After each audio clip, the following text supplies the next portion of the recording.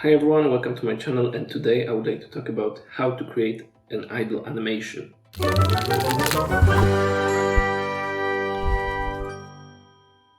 So it's really important to be comfortable with that topic, because if you are going to start your journey in the studio as a gameplay animator, this will be probably your, like a main task to do. And this is like a fundamental, and you have to be really comfortable with that. And when I was starting out my journey as a gameplay animator in CD Projekt Red, I've been constantly doing this, and I've made like a huge amount of idles to different kind of characters.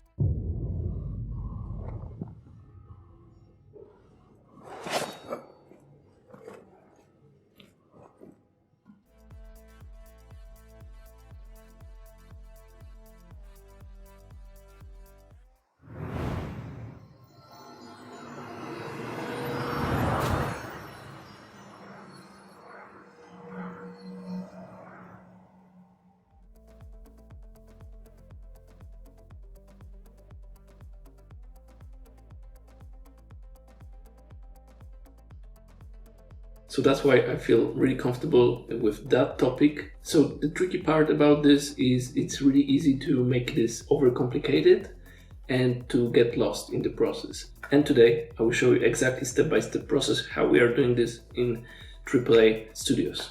So let's get started. Okay, so we have our character rig here in Maya. This is our Doctor Strange character for Animation Challenge, and you can download this in the link below by joining our Facebook group. Okay, so let's just imagine this is a playable character in the game, okay? For example, for the newest Avenger game, and this will be one of their characters. So we are going to start this whole process from creating really strong pose. And why is that important? Because this animation will be actually visible from the majority of time. Whenever a character will be, still, will be standing in the same place, this animation will be playing. So it's really important for us to make sure that this is like a nice appealing pose. And on top of that, there's going to be a huge amount of animation that we will be creating based on that pose. So yes, it has to work, okay? Even though you might feel that, well, this is just breathing animation. No, it has to be really nice, and that's why you, as an animator, you can spend a lot of time on this stage, okay, on the preparation. So for example, whenever a character starts to run or making an attack, even jump, it will have to go back to this pose. So hopefully you get the point right now. So we are going to start from creating a really strong pose, and the key for that is the strong silhouette. Right now we have a cape here. I've added this cape to additional layer so I can hide it, and silhouette of that pose is really the key. Okay, so we can just even view this through the silhouette mode by pressing 7, and as you can see, we can clearly see his fingers, his both arms, both legs. So just please don't underestimate that. Just spend some time on this first initial pose. Also, you can make sure that there is a slightly shift of the weight of the character, so it's not completely on the middle. Also that you have some variety of the rotations on the legs and on the knees. And also you can make sure that shoulders looks nice and the fingers. Okay, so just make sure it also has to work from every angle.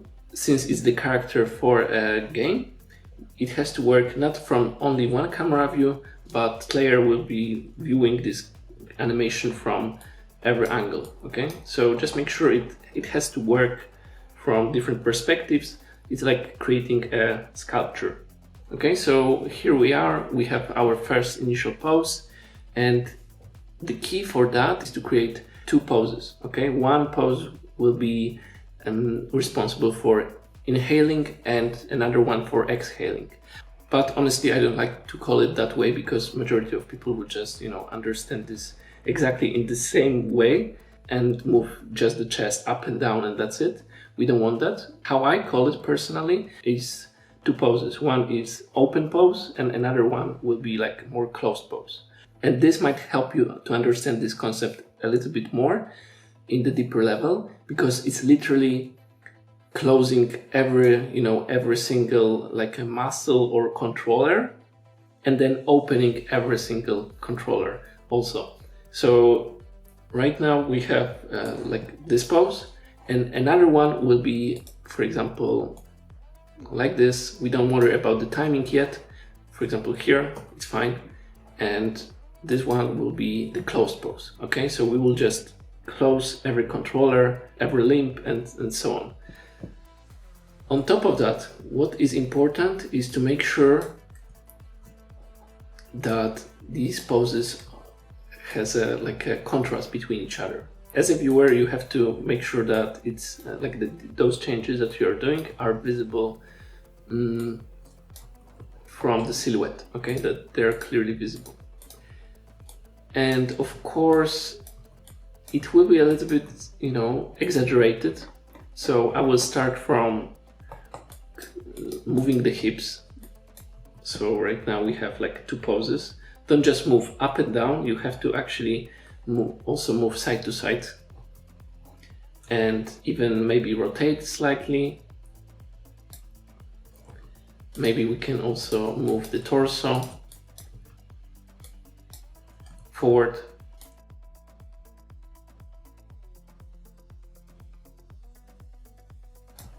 And we are closing this. It's like more, let's say, shy pose. It's really important to also add the difference in the Y translation, which is the height, okay? And here we can also close it, okay? Close his chin. Doesn't have to be only vertical movement. We actually want to have some, let's say, texture.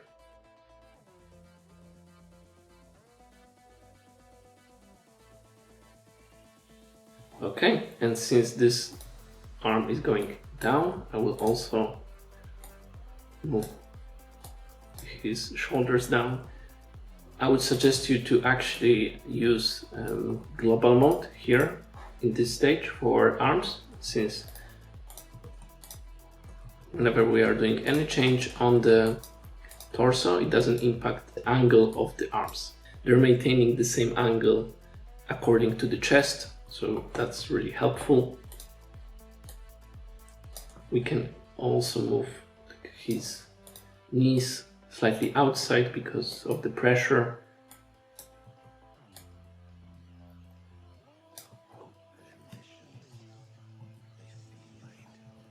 Okay, and you can see already just by looking on these two poses, it feels like he's breathing.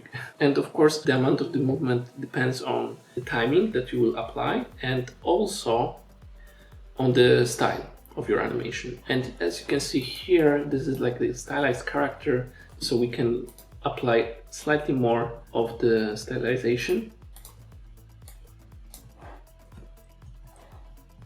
And this movement will be exaggerated slightly more. Okay, great. So I think here I just moved this way, but it has to move also from this angle. And I guess right now we can see that his neck already here is too much forward. So maybe I will just move it higher here, so we can decrease this angle. Cool. And maybe I will just exaggerate the chin movement instead of the neck. And yeah, don't worry about the timing yet, because we are just switching between, two keys. And you can even rotate it here.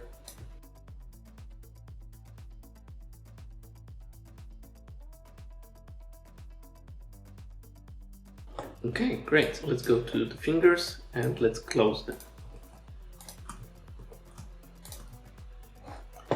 And use just object mode. Yes, that's correct.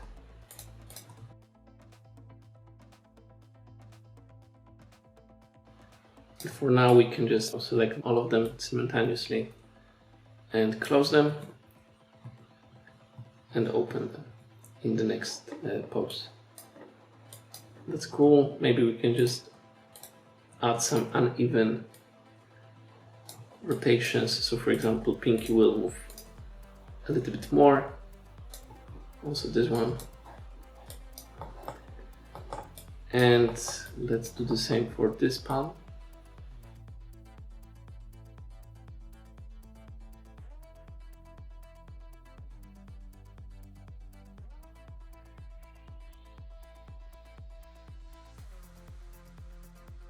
Okay, so we have nice two poses and it's working so far. We can just play, our animation. Of course, it's not playing in real time, so I would suggest to create, even right now, the play blast, just to view the natural timing. Alright, so we have two poses, and just before doing play blast, I would like to make just one thing. I will select everything here and copy this pose, okay? And let's paste it here around frame 60. Great, so currently we have 3 poses. Okay, for now it's working, it's enough. This is the fun part currently. So what's wrong with this idle is, nothing wrong, but what is missing is currently everything moves at the same time, and we need to make sure that we break down slightly this movement. So in this case, we want to make sure that arms move a little bit later than the torso and the head. So we need to create these overlaps in character movement. And how I like to approach it is torso, in this case, is like the source of the movement, okay? It creates the movement. So the other parts has to react. So they have to move later than the hips. So let's make sure that hips moves first and then the other parts, okay? But before we are going to do this, let's go to the animation graph editor and let's make sure that everything has cycle, pre-infinity and post-infinity cycle. And right now everything is looping, as you can see. So let's open graph editor just next to our viewport. It's really important for us. And I will just grab the upper body part, just make sure that we have nice curves, and I will delay this by a few frames. So for example, for now, maybe 2 frames, it's fine. And right now I will select just the chest and also 2 frames. So since we delayed the chest by overall 4 frames, this has to be delayed by 6 frames at minimum, let's say. So 2, 4 and 6. Because neck is actually connected to the chest, not to the hips, right? Since chest is moving 4 frames later, then neck, if we want to delay this, also has to just move after. And don't worry about the fact that we are moving this around. It's still maintaining this looping abilities. So it's still looping, as you can see. So that's great news for us. If we can just push the length of the shot and it's still looping. And already it moves much more organically. Okay, and I will delay the head right now for 2 frames. And remember, let's start with the hands. Since hands are connected to the chest and chest were delayed by 4 frames, we need to select everything on this hand. And also we want to just switch the keys and we want to delay this by 4 frames at minimum because it was connected to the chest, and right now maybe by also 2 frames. Okay, great. And right now I will just do the same for this hand. Exactly the same process. 1, 2, 3, 4, and maybe 5, 6.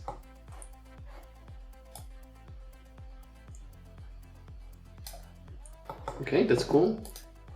knees could be also delayed by maybe 2 frames. Knees are actually connected not to the chest but to the hips, so we don't have to delay them as much. So for example 1, 2 is enough. And right now, as you can see, we loosen up the character a little bit more. Okay, right now it moves organically. It's not the end, of course. We can push it even more.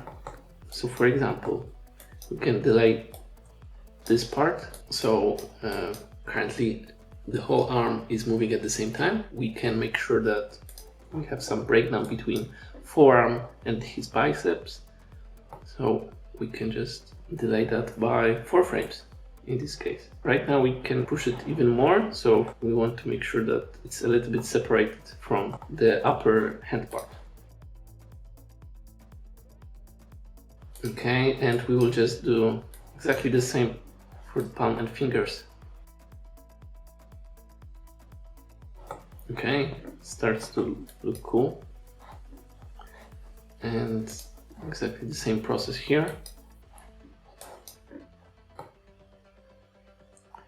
4 frames and also a few frames here, just for the palm. Nice. And right now we just want to make sure that one side moves a little bit different than the other one. So for example, in this case, since we delayed both knees in the same time and they have like 2 frame delay, we can just grab one and delay it even more by maybe 1 frame or 2 frames. And same with arms. We can actually select this globally and just move everything by, let's say, 2 frames. So this arm will move slightly differently than his right one. Okay, starts to look pretty cool.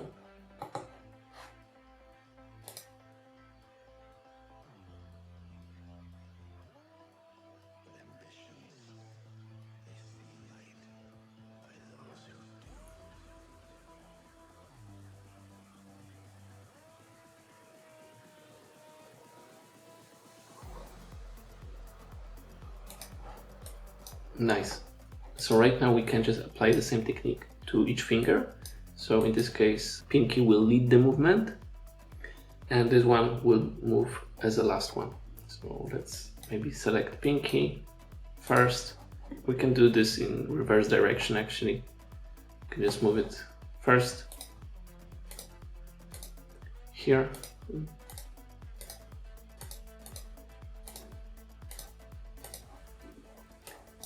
Just delay this by 1 or 2 frames. And let's do the same for this segment.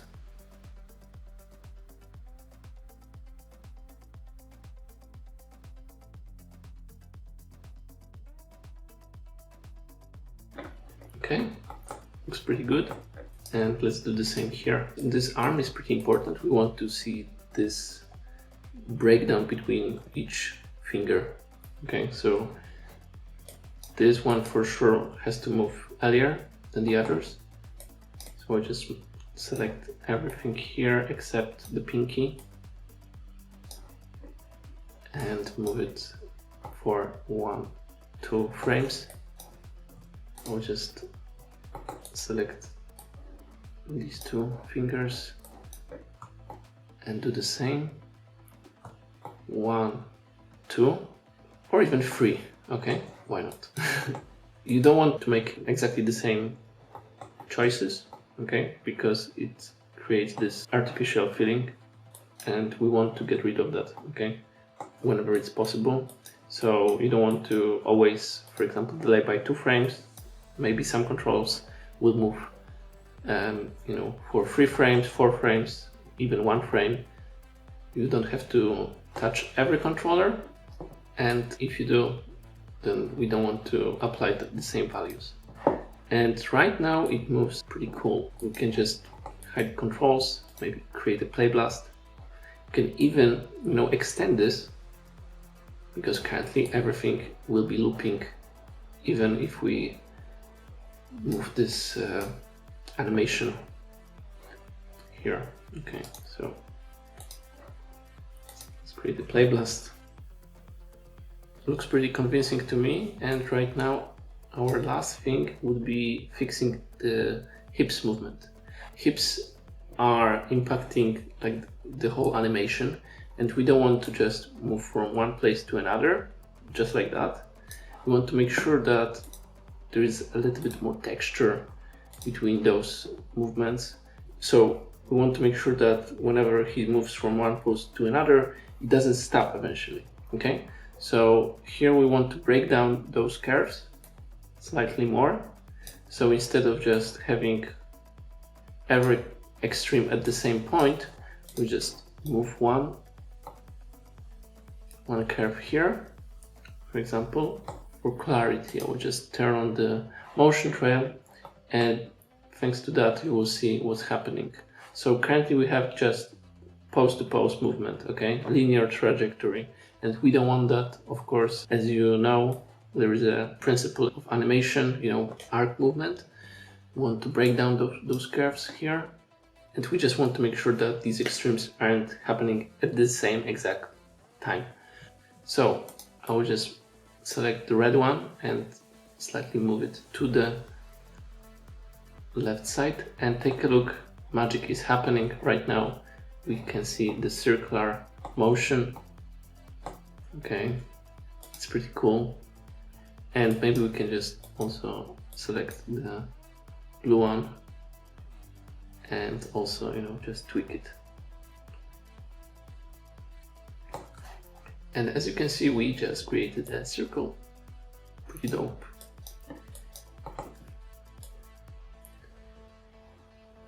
Cool. Okay, so if we are happy with that, we can actually, as a last step, we can play around with the timing. So just to figure it out, I will just make a play blast. Okay, it will give us a clear indicator how fast things are moving.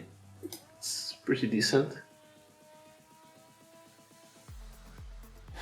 Okay, yeah, looks pretty cool. So just to make sure that it looks pretty cool, first things first, we can just establish the ending and the beginning position. So remember, we started from frame 1 to 30, and then from 30 to 60, which means that if it's looping, we can find the looping position here between first frame and frame 60. Of course, it's still there.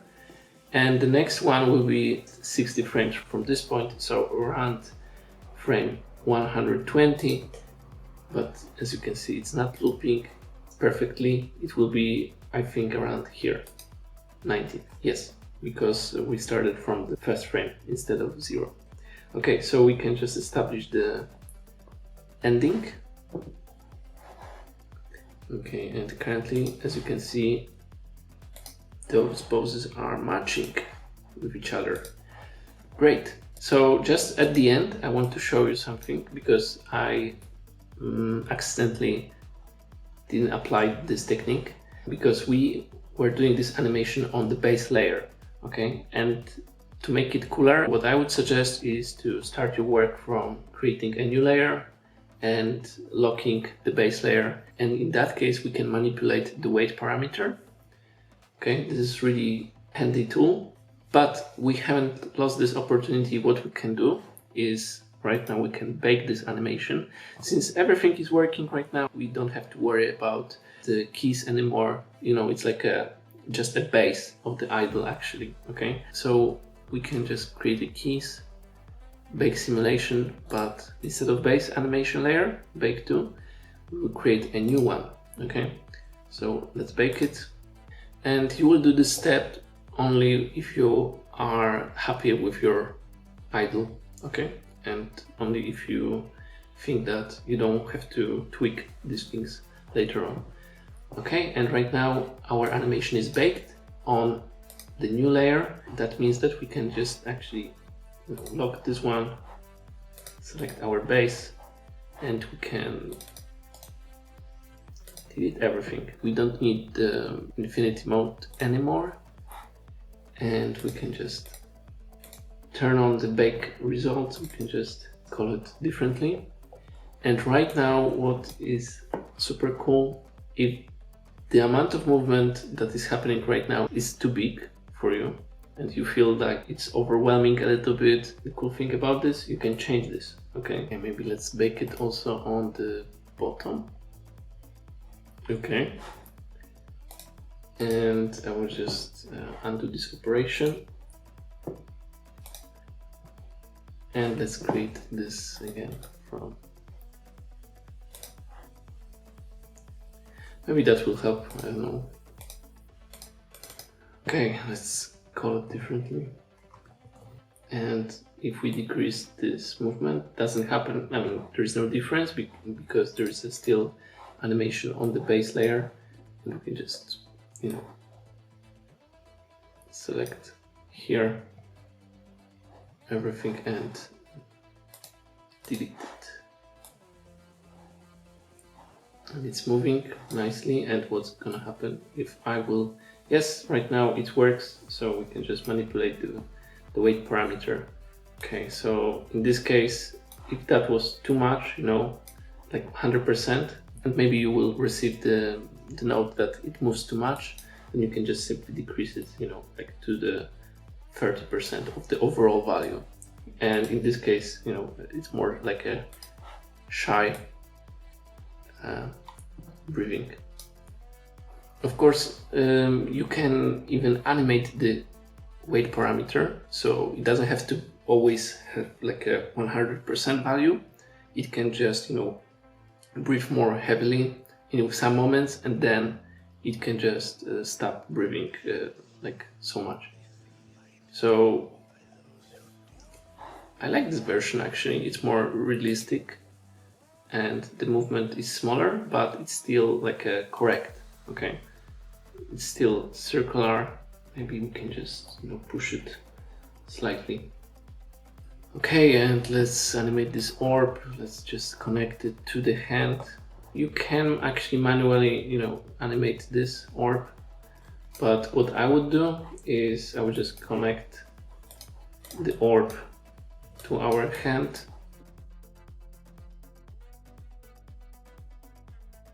Constrain it here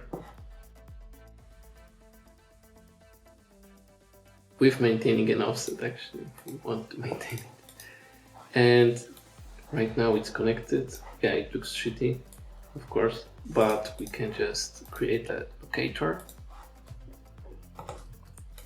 Okay, so the locator will help us to save the movement that we currently have, independently from the relation between arm and the ball.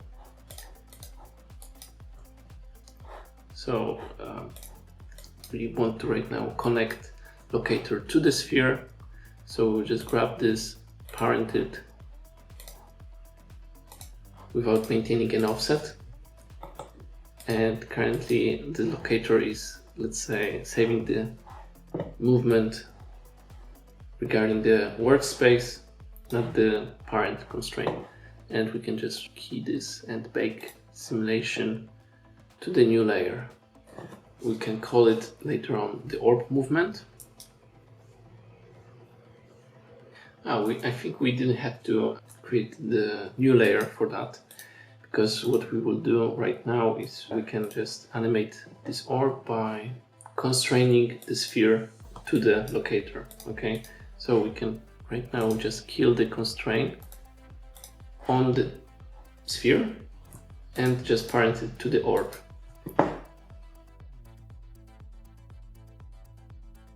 Okay, cool. So right now it's moving and we have the full animation of the orb here. We can just simplify the curves because it's baked. Okay, so it's even too much for us. So we can just quickly, clean this up.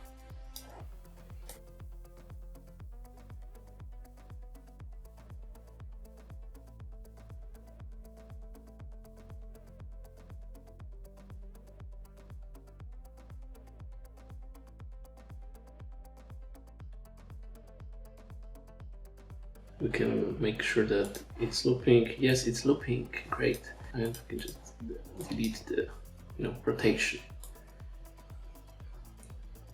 Okay, it moves already better without rotation. And I think this movement is too big, so the horizontal movement could be decreased. And we don't have to do this way. We can actually just grab this tool and move it like that, for example. Okay.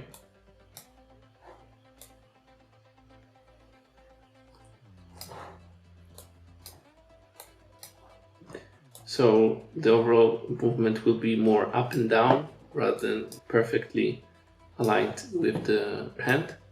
Also, this is the movement responsible for depth, let's say. We can do the same here. We can just use this. And the majority of the movement that we left is the vertical motion, which this is exactly what we wanted. Okay, just to make it cooler, we can actually use the cycle, and I think we can just delay that. It's still looping, but we can just delay this so hand, for example, move first, and then it's interacting with the orb. Maybe it's too much delay.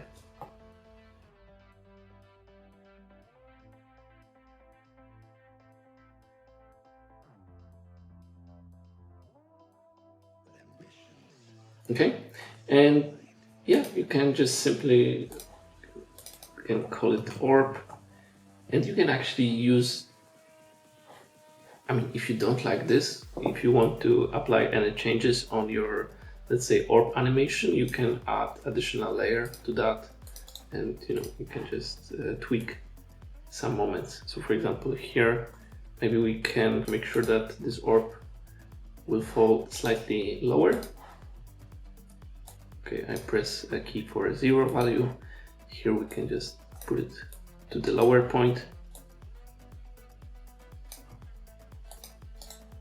You can just copy this, and here it can go back to the normal, right? So let's delete that. Okay, maybe it's too much.